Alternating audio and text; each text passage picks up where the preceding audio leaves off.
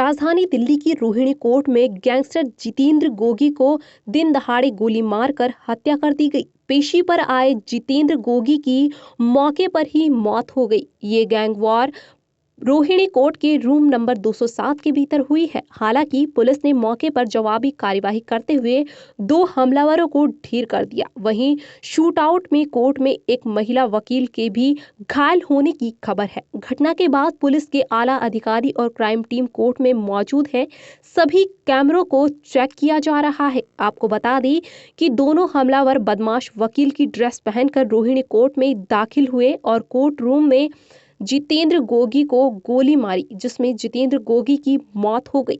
पूरी कोर्ट में गोलियों की गूंज के बाद भगदड़ मच गई, जिसके बाद तुरंत पुलिस के कमांडो ने दोनों हमलावरों को गोली मारकर ढेर कर दिया। दोनों हमलावरों की पहचान राहुल फफुंदा और मॉरिस बकरवाला के रूप में हुई है। जितेंद्र गोगी की गिनती दिल्ली के टॉप मोस्ट गैंगस्टरों में की जाती है। उसकी कट्टर दुश्मनी टिल्लू ताजपुरिया गैंग से थी। दोनों की गैंगवार में कई हत्या हो चुकी है। दिल्ली पुलिस की स्पेशल सेल ने गोगी को गिरफ्तार किया था। दिल्ली पुलिस ने 4 लाख रुपए का इनाम रखा था। हरियाणा पुलिस ने उस पर 2.5 लाख रुपए का इनाम भी रखा था। दिल्ली के नरेला इलाके में एक स्थानीय नेता वीरेंद्र मान की हत्या में गोगी और उसके गुर्गों का हाथ था। जितेंद्र उर्फ गोगी पर हरियाणा की मशहूर सिंगर हर्षिता दाहिया की हत्या का आरोप भी है। दिल्ली और हरियाणा जैसे राज्यों में इस गैंगस्टर ने पुलिस की निशाने पर था। एडवोकेट SN शर्मा, पूर्व सेक्रेटरी रोहिणी कोर्ट। आज रोहिणी कोर्ट रूम में जितेंद्र गोगी को गोली मारी गई। 2 हमलावर जो कि वकील की ड्रेस में थे कोर्ट में दाखिल हुए। ये बहुत बड़ा सिक्योरिटी लैप्स है।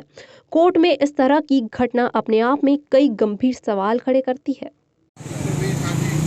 सर, सत्यनारायण शर्मा जी, क्या हुआ यहाँ पर रोहिणी कोर्ट के अंदर? आप जो मौजूद हैं इस समय, क्या घटना घटित हुई है यहाँ पर? आज कोर्ट नंबर 207 में जी सवेरे बेल मैटर्स की हियरिंग चल रही थी। मैं भी किसी बेल मैटर में वहीं पे अपीयर हो रहा था जी।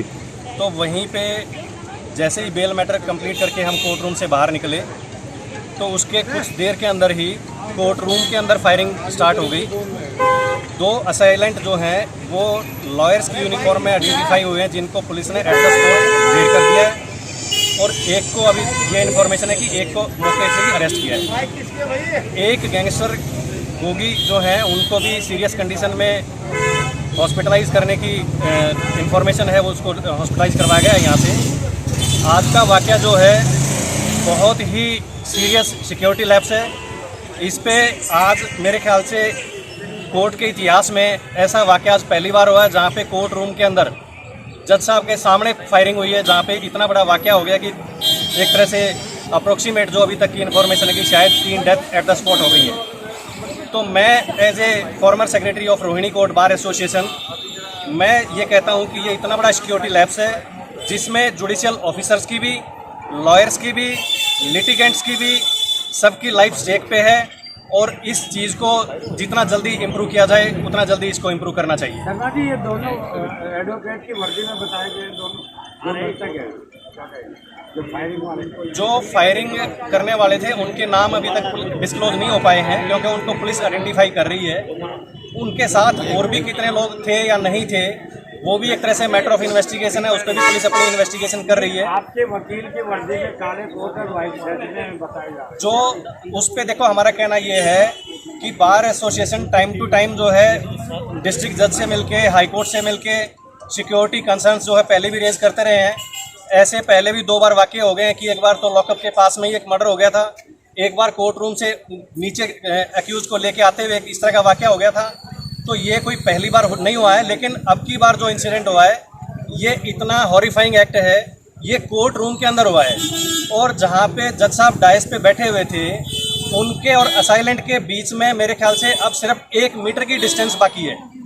1 मीटर की डिस्टेंस पे एक असाइलेंट अभी भी कोर्ट रूम के अंदर एज ए उसकी डेड बॉडी अभी तक भी कोर्ट रूम के अंदर ही पड़ी हुई है। पुलिस मौके पे है, वो अपनी इन्वेस्टिगेशन कर रही है। बहुत ही ग्रेट, मतलब एक तरह से इतना सीरियस सिक्योरिटी लैप्स है, इसके ऊपर ध्यान देने की। ठीक है। नमस्कार, मैं Dheer Singh Kasana, x secretary Saket court. आज जैसे रोहिणी में गोली चली है, मैं गेट नंबर 2 साकेत कोर्ट से आपको दिखाना चाहता हूँ इस गेट पर कितनी सुरक्षा है। हमारे यहाँ सुरक्षा के नाम पे एक ढोंग है कि यहाँ पर सिक्योरिटी गार्ड तो हैं, लेकिन पुलिस का, मैं अपने कैमरामैन से कहूँगा पुलिस दिखा दे कि यहाँ पर पूरे गेट पर पुलिस कहाँ पर है। ये मैडम चित्रा जी हैं, आप बताइए पुलिस वाले यहाँ पर हैं, कहाँ पर है पुलिस वाले? नहीं है सर, अंदर है वो बैठे हुए। जैसे कि अभी आपने सुना, पुलिस वाले अपने अंदर कमरे में बैठे हैं। अब यहाँ से आप देख रहे हैं 2 लोग वो जा रहे हैं, लेकिन कोई ये देखने वाला नहीं है कि उनको कोई चेक कर रहा है। नहीं, बिल्कुल कोई चेक नहीं कर रहा। यही सुरक्षा आप देख सकते हैं सारी डिस्ट्रिक्ट कोर्ट्स में है। मेटल डिटेक्टर 50, 60, 70% खराब पाए जाएंगे। इस टाइम अगर आप अचानक देख ले तो सुरक्षा के नाम पर डिस्ट्रिक्ट कोर्ट में कोई वो नहीं है।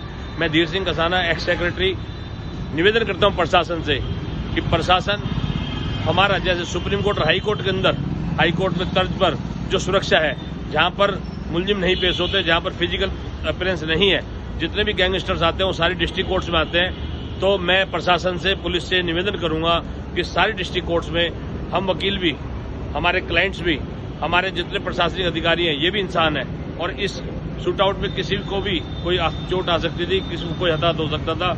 मैं Dheer Singh Kasana, Saket court, gate number 2 से।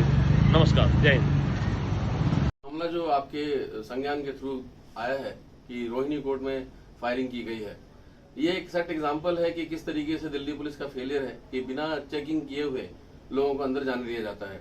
दुखद बात यह है कि जो हमलावर थे वो अधिवक्ता की ड्रेस में थे, एडवोकेट की ड्रेस में थे, और हम सभी एडवोकेट्स इसका पुरजोर विरोध करते हैं। हम ये चाहते हैं कि जिस तरीके से ऑनरेबल दिल्ली हाई कोर्ट में बिना चेकिंग के अंदर किसी को भी नहीं जाने दिया जाता, उसी प्रकार से सभी निचली अदालतों में भी बिना चेकिंग के किसी भी व्यक्ति को अंदर न आने दिया जाए। ये एक बहुत बड़ा खतरा है और भी बड़ा हो सकता था। शुक्र है कि इतने भी बात रुक गई, लेकिन यदि इसी तरीके से सिस्टम फेलियर होता रहा तो सभी वकीलों के ऊपर जान और माल का खतरा दोनों बना रहेगा। दिल्ली पुलिस का सिस्टम फेलियर ये साफ साफ बताता है कि जिस तरीके से पहले भी ककरडुमा कोर्ट में ये हादसा हो चुका है और साथ साथ रोहिणी कोर्ट में ये हादसा दूसरी बार घटित हुआ है, दिल्ली पुलिस बहुत ही फेल रही है। और जो भी क्लिपिंग हमने देखी है, फोटोज हमने देखी है, वीडियोस देखी हैं, उसके अंदर पाया जा रहा है कि जो सिक्योरिटी में तैनात हैं वो अपने हाथ में गन लिए इधर उधर से घूम रहे हैं, किंतु उन्होंने कोई भी कदम नहीं उठाया कि इस हमला को रोका जा सके।